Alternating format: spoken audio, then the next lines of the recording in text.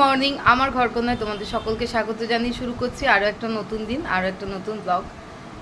দেদার ঘুমিয়েছি, দেদা মানে ঘুমে আমার কোনো হুঁশ নেই। জল দিতে এসছে, তাও নিয়ে নি, জলের পর নিচে রেখে দিয়ে চলে যেতে বলেছি।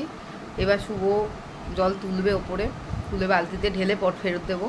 আর আজকেও ছুটি, শুভর আজকেও ছুটি, কালকেও ছুটি, তাই জন্য একটা ছুটির আমেজেই রয়েছি আমরা। তো রান্না বান্না করবো একটু বাদে।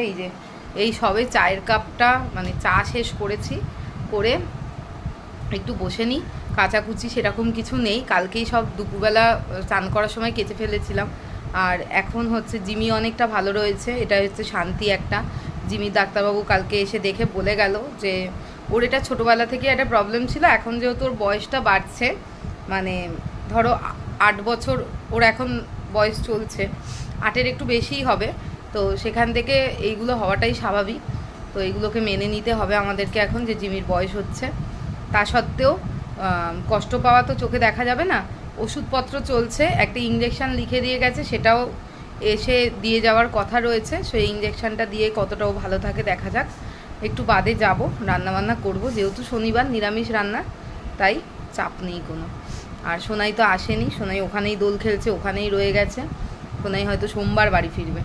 যাই হোক, চলো রান্না করব যখন, তখন আবার দেখাচ্ছি। আর এবার রান্না না করার ফাঁকে আমি কি করব, এখন ভিডিওটা তোমাদের জন্য এডিট করব, যাতে দোলে কি মজা করেছি সেই ভিডিওটা তোমরা দেখতে পাও। অলরেডি তোমরা দেখতে পেয়ে গেছো, কারণ আমার এই ভিডিওটা যখন যাবে তার আগেই দোলের ভিডিওটা তোমাদের কাছে পৌঁছে যাবে। আমি এখন দোলের ভিডিওটা এডিট করব, করে সেটাকে রেডি করে আপলোড করে দেবো। ভেবেছিলাম যে রান্না করব, সেটা দেখাবো, তোমাদের সাথে শেয়ার করব, কিন্তু তারপর শুভ বললো যে আজকে আমাকে রান্না করতে হবে না, আজকে মায়ের কাছে খাবে। তাই জন্য আর রান্না বান্না করলাম না, কিন্তু টাইমটা তো কিছু একটা করে কাটাতেই হবে, এবং সেটা খুব গুরুত্বপূর্ণ একটা কাজ দিয়ে কাটালাম। শেষ হয়নি, এর মাথাটা আর এইখানটা পরিষ্কার করা হলো। কি ধুলো হয়েছিল চারিদিকটা, তলায়, এর পেছন দিকটায় কি ধুলো হয়েছিল, এর ওপরটায় ধুলো হয়েছিল। এখানটা পরিষ্কার করে এগুলোকে তুলে দিলাম। এইগুলো এতদিন এইখানটা ছিল, এগুলোকে ওখানে তুলে দিলাম। আর এখানে সোনাইয়ের নতুন বই খাতাগুলো তাহলে রেখে দিতে পারবো। ঘর তো সব পরিষ্কার করলাম। এই হচ্ছে সোনাইয়ের এবছরের সব বই, এর মধ্যে আরও হয়তো খাতাপত্র কিছু থাকবে, এগুলোকে এখানে রাখলাম। এখানটাও পরিষ্কার হয়ে গেছে, ওপরটাও দেখছো পরিষ্কার করে ফেলেছি, সাথে চাদরটাও পাল্টে দিয়েছি, দিয়ে গা হাত পা ধুয়ে এবার যাব হচ্ছে খেতে। শুভরও স্নান হয়ে গেছে, চলো এবার খেয়ে আসি। জিমিদেরকেও খাওয়ানো হয়ে গেছে। ঘরদোরটা যা ময়লা বেরোলো তার বলতে পারবো না, একদম মানে কি বলবো, ঘরটার মুছতে হলো। ধুলো পেছনের ওই কম্পিউটার টেবিলের পেছনে, আর ওই ছোটো আলমারির মতন যেটা আছে ওয়ার্ড্রপটা, ওটার পেছনে এত ধুলো হয়েছিল, এত ধুলো ঝুল হয়েছিল, যে ওগুলো পরিষ্কার করা হলো। অনেক বড় একটা কাজ আজকে কিন্তু হলো। চলো এবার খেয়ে আসি। রান্নাটা ছিল না বলেই এটা সম্ভব হলো, রান্নাটা ছিল না বলতে করতে হলো না বলে এটা সম্ভব হলো। চলো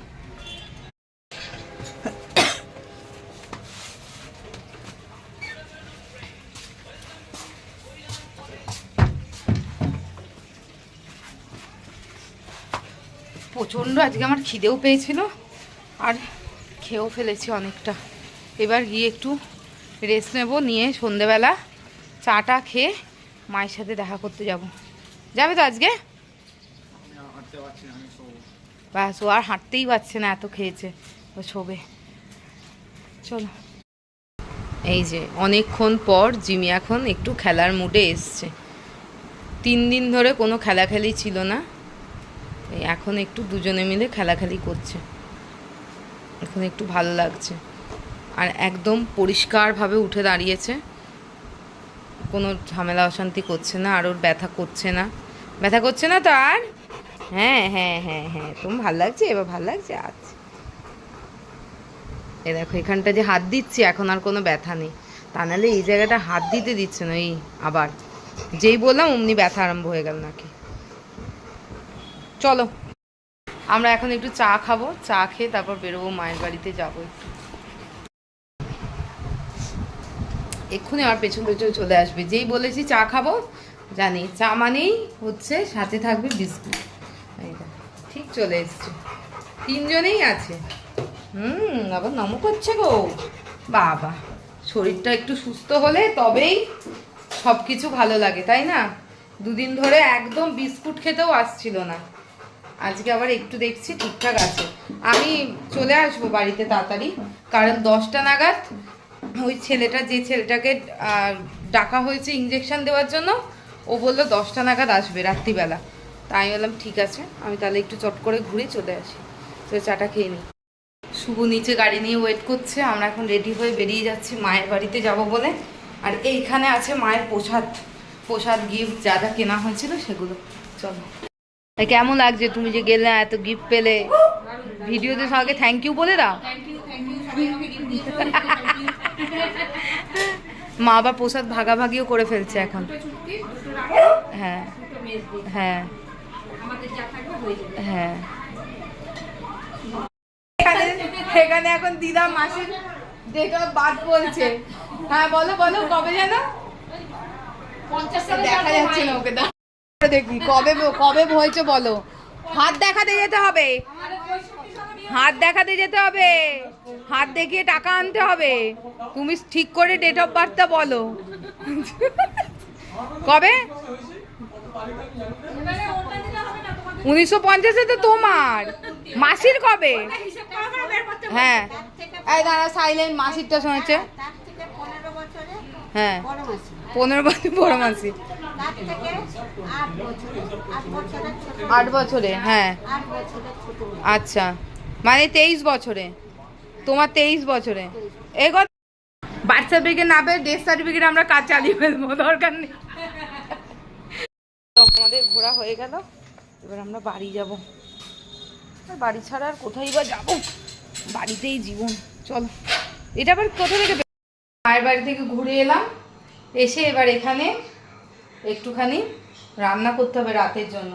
তো এখানে একটু ময়দা নিয়েছি, মাখবো। খুব জোর 5খানা পরোটা করলেই হয়ে যাবে।